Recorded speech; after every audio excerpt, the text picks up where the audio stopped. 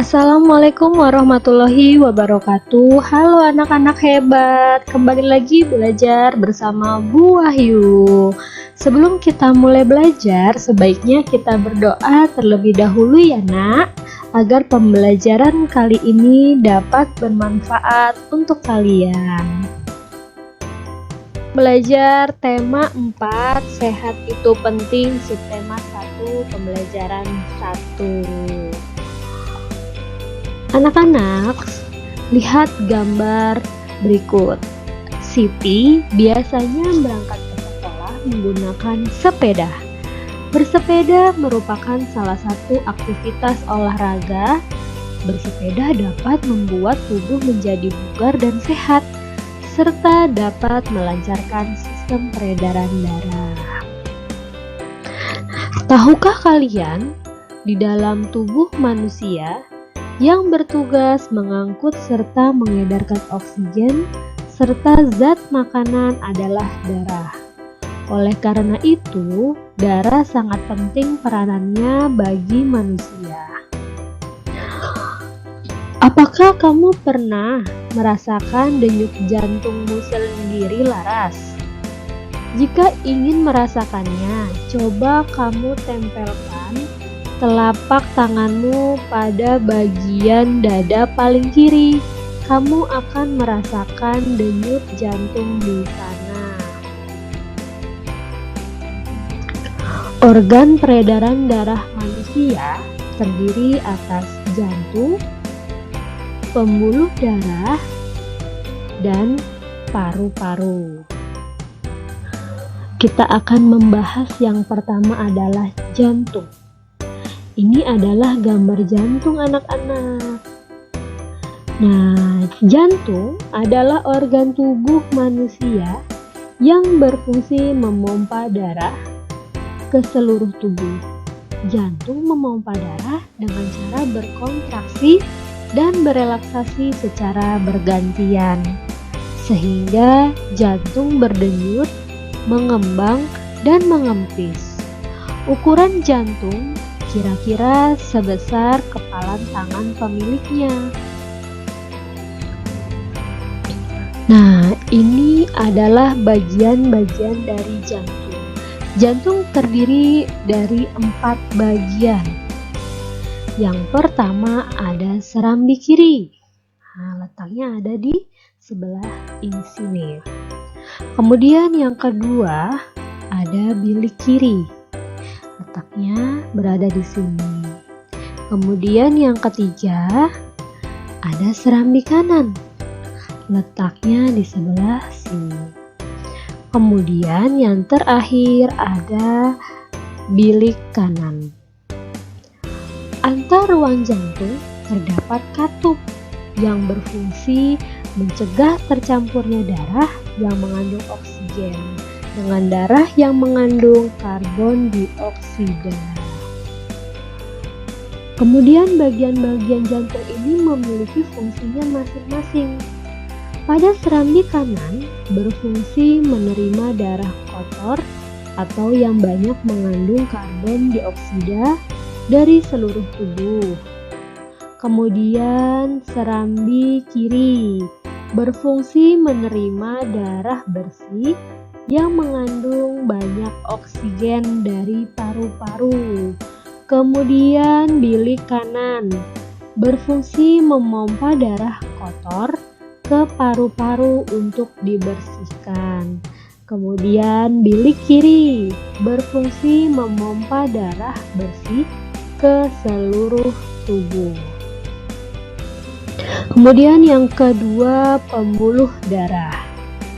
Pembuluh darah merupakan saluran tempat mengalir darah dari jantung ke seluruh tubuh dan dari seluruh tubuh kembali ke jantung. Panjang seluruh pembuluh darah manusia jika dihubungkan dari satu ujung ke ujung yang lain dapat mencapai sekitar 160.000 km. Nah, ini anak-anak adalah gambar dari pembuluh darah. Kemudian jenis-jenis pembuluh darah. Ada 3 anak-anak. Yang pertama ada pembuluh balik atau vena, pembuluh nadi atau arteri, dan yang ketiga ada pembuluh kapiler. Kita akan membahasnya satu persatu. Pembuluh balik atau vena, yaitu pembuluh yang membawa darah kembali ke jantung. Kemudian pembuluh nadi atau arteri, yaitu pembuluh yang mengalirkan darah keluar jantung.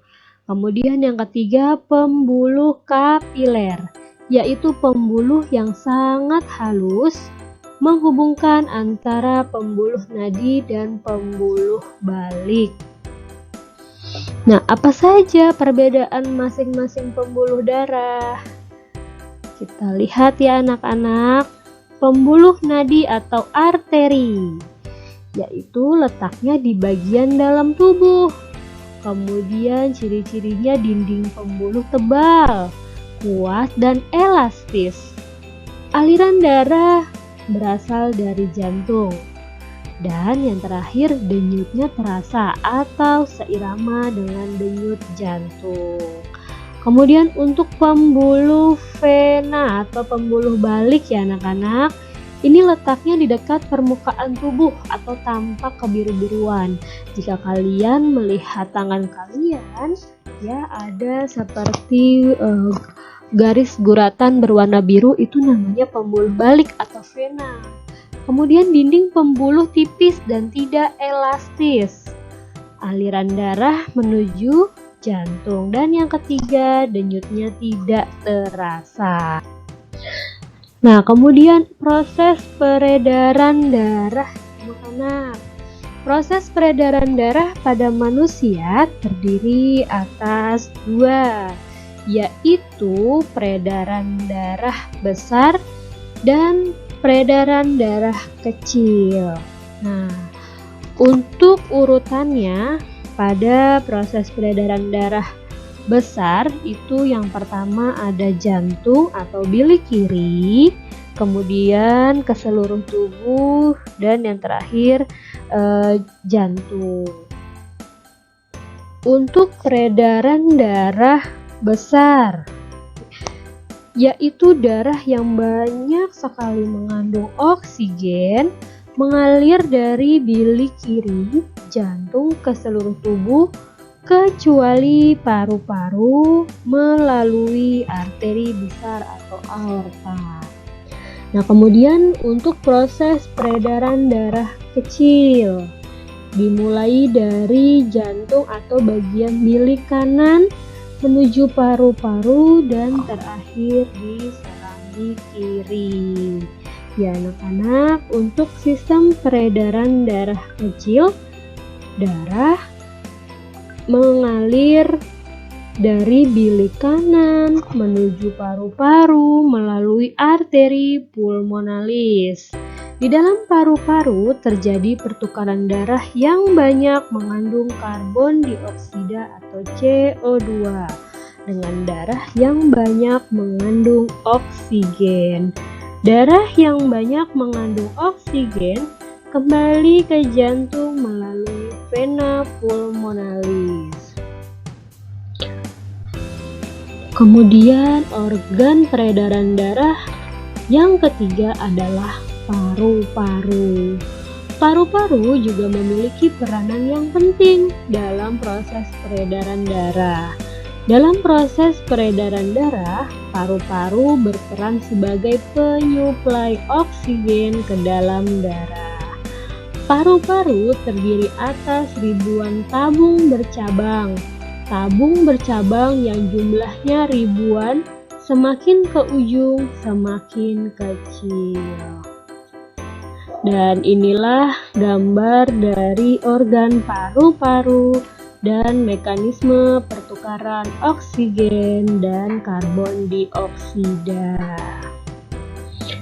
Kemudian setelah kita mempelajari organ peredaran darah manusia, kita harus bersyukur kepada Allah Subhanahu wa Ta'ala karena diberikan kesehatan pada organ peredaran darah. Cara bersyukurnya, ibu guru akan mengajak kalian berpantun. Baca yuk pantun berikut. Rambutku lebat, rambutku subur, tidak dapat dipasang jepitan. Tubuhku sehat, ku ucap syukur, darah mengalir tanpa hambatan. Ini adalah contoh dari sebuah pantun yang bermakna bersyukur karena sudah diberikan sistem peredaran darah yang sehat. Nah, anak-anak, apa itu pantun? Mari kita membahasnya. Pantun. Pengertian pantun. Pantun merupakan salah satu seni merangkai kata. Pantun dapat digunakan untuk mengungkapkan perasaan seseorang mengenai suatu kejadian atau peristiwa yang dialaminya. Pantun juga merupakan salah satu bentuk puisi Indonesia atau Melayu. Apa saja ya ciri-ciri pantun? Nah, simak. Ciri-ciri pantun yang pertama bersajak ABAB. Yang kedua terdiri atas 4 baris dalam satu bait. Yang ketiga setiap baris terdiri atas 8 sampai 12 suku kata. Nah, yang terakhir terdiri atas 2 bagian, yaitu sampiran dan isi. Dan yang terakhir, ada apa saja ya jenis-jenis pantun? Yang pertama ada pantun jenaka. Yang kedua pantun teka-teki. Yang ketiga pantun nasihat. Dan yang terakhir ada pantun kiasan. Demikianlah anak-anak materi yang ibu bisa sampaikan pada pertemuan kali ini. Semoga kita bisa berjumpa kembali di pertemuan selanjutnya. Wassalamualaikum warahmatullahi wabarakatuh.